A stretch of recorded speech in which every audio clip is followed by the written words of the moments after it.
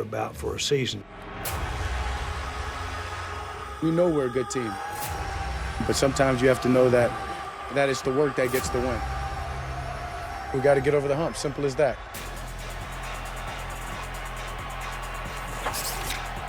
Happy Thanksgiving. Welcome back to First Take. We're coming to you live from above the Heineken River Deck at Pier 17. America's team will be under the microscope on national TV when they host the Bills this afternoon. The story all week has been Jerry Jones calling out Jason Garrett after the Cowboys lost to the Pats in New England. Dallas is still on top of the NFC East at 6-5. Damien Woody back here with us. Stephen A. Yeah. What would a win today mean for Jason Garrett's future in Dallas? Depends on how it goes down. Obviously, I think if he loses, he gets fired. But I got news for you.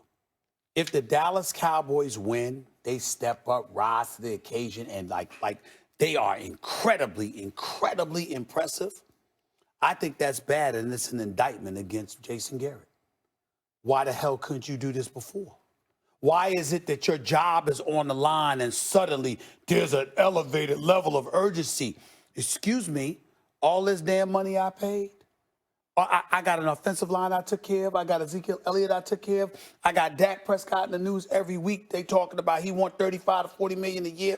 We got the #1 offense in yards. We got the #1 pass in attack. I said, I got Amari Cooper, who's the #1 receiver. I said, I got these cats, the Jalen Smiths of the world, the Leighton Vander Esch's of the world. Even though he didn't play last week, Sean Lee is still in this lineup. I got Marinelli. I got Rashad anchoring the defense, etc. We got first-class facilities. We're America's team. We're the brand and all of this other stuff. And we losing. We lost to New Orleans without Drew Brees. We lost to the Green Bay Packers. We lost to the New York Jets. We lost at home to the Minnesota Vikings, okay? And then now we lost to the New England Patriots. And, once I start barking and chirping about how your job might be on the line, suddenly you play? I'm paying you to do this every damn week, not just when I got your behind on the line. Damn that. You don't win. You win this game in impressive fashion. I'm talking about an impressive, like we see things from them that we haven't seen, that we should have seen before. I'm Jerry Jones. I'm like, so it's like that. So I got to threaten your job in order for y'all to do what the hell you're supposed to do. If we're able to look at this team and directly, Max, point to coaching as the reason they won. I'm not just talking about regular win. I'm talking about looking at a team and going like this, schematically, game plan, the kind of things you're supposed to be doing. Play calling late. The play calling. Yeah. If I see that today and you the reason, Jason Garrett, that this is improved, I'm asking, where the hell have you been the last 3 months? The last 3 years? 5 years? 8 years? Get out. I'm telling you right now, that would be my attitude. There's only one thing that's going to save Jason Garrett's job for sure. That's winning the Super Bowl. Getting to the Super Bowl maybe saves his job, but maybe not. Nothing short of winning the Super Bowl is going to save his job, because think about it. We all agree it's a Super Bowl talented roster, at least for me, 1 through 22, as I keep saying. Like, I don't know about through 53.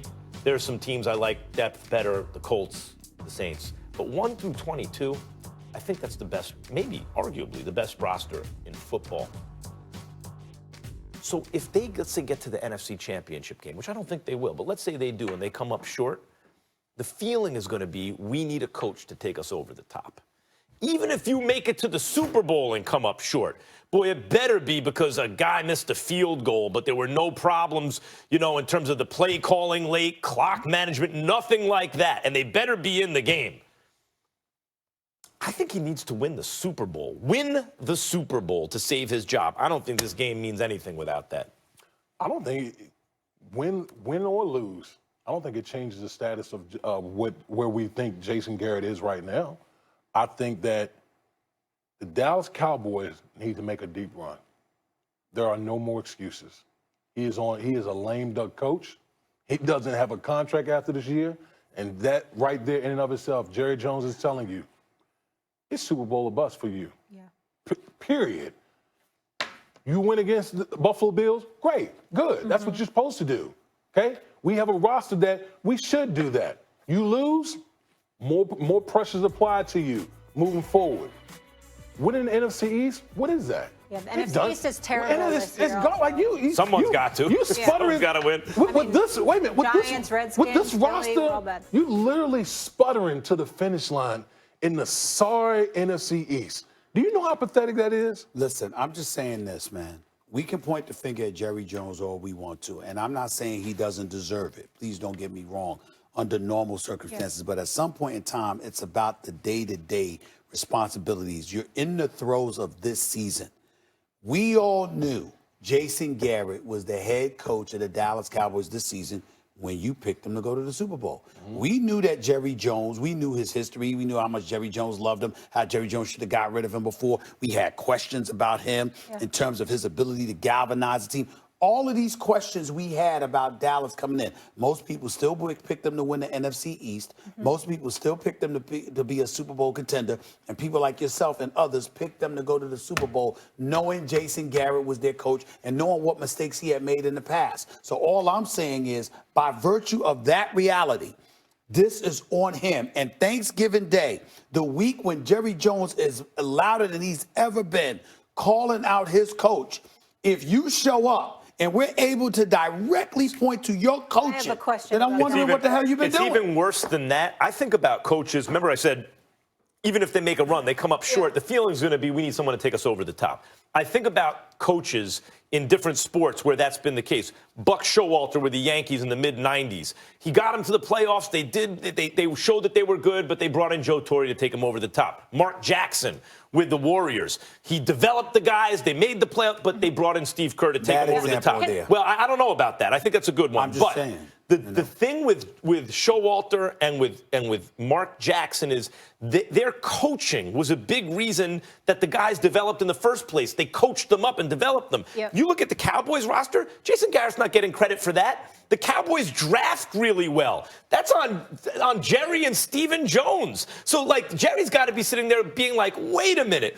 Jason Garrett's not the dude doing the drafting. Yeah. We are. We're hitting on our first-round picks. We're hitting on our later picks. And he can't do anything with them. Can I ask a question, though, because this is where I'm very confused. Why now? We've been saying this for years. Stephen A., you said since 2013 they should have got. Why, after they go into New England, a team where everyone loses, is Jerry finally putting his foot down? That's what I'm confused with, the timing. Because I think that what happened is that Jerry Jones is looking at the money that he has spent combined with looking at this roster, and he's more confident in what he has assembled this year, more so than he may have ever been. And on top of it all, you had Ezekiel Elliott hold out for money, and then he got it before the season began. Then you've got folks talking about Dak, and to a lesser degree, talking about Amari. So he's like, wait a minute, clearly people out there recognizes the talent that you have, so much so that they're in my face talking about how I'm supposed to pay you. And here we have, from top to bottom, especially coming off of last year, what the potential for us is, and out of nowhere, we're dipping while San Francisco is elevating. Green Bay is back relevant. The Minnesota Vikings can't be counted out. And we can't dismiss New Orleans. And that's one, because the question is, like, why now? Why now? I think that's part of it. You're seeing the cream start to rise. You beat the Giants, so what? Washington, so what? Miami, so what? Then you lose to the Saints. Then you lose to the Packers. You lose to the Jets. That should have never happened, right? You beat the Eagles. The truth is, so what this year? You beat the Giants, so what? You lose to the Vikings. You beat the Lions without their starting quarterback. You lose to the Pats. Now you're playing the Bills. In other words, oh, wait, we're starting to play good teams. We beat the bad teams. We're supposed to do that. We're not doing what we're supposed to do, which is beat the good teams. We're losing to the good teams, and we're losing close games. Yep. They're not getting beat up. Did you just say the Lions were a good team? No. Okay. Without their starting quarterback. I'm gonna say this. Football is a fickle sport, and I'm not the type of person that's going to write anybody off, because I remember, I know you two guys will remember, I remember back in 2011, I think it was the 7-7 Giants played against the Jets, and that Victor Cruz long touchdown pass against the Jets sparked them, and this happened week 16, sparked their Super Bowl run. Big difference, though. You're talking about 11, right? 2011. A lot of those same players, same quarterback, same coach, had won the Super Bowl a couple years before, 4 years before. But that's not this they weren't- Cowboys But team. they can still weren't win the good. NFC They weren't- East, get to the playoffs, and get lucky and make a run. He also picked them, Damien. So let's not pretend there's not an agenda here. So, I'll pick. stand by the courage Listen. of your convictions. I'm not. I know Listen. what you're doing. You're just throwing out that angle. I'm going to ride it until the ship crash and Until burn. the wheels fall off. Until the wheels fall off. That's what I'm Okay. going to Might be do. later today. By the way, as an aside, Yes. has nothing to do with the subject at hand, but it is Thanksgiving Day, and there is a game that comes on before the Dallas Cowboys. I'm looking at the Detroit Lions, who have not won a playoff game since 1991, Yeah. and they've only been to the playoffs like 3, 6, 7, I graduated 8 high times. school in '91. Let me say this.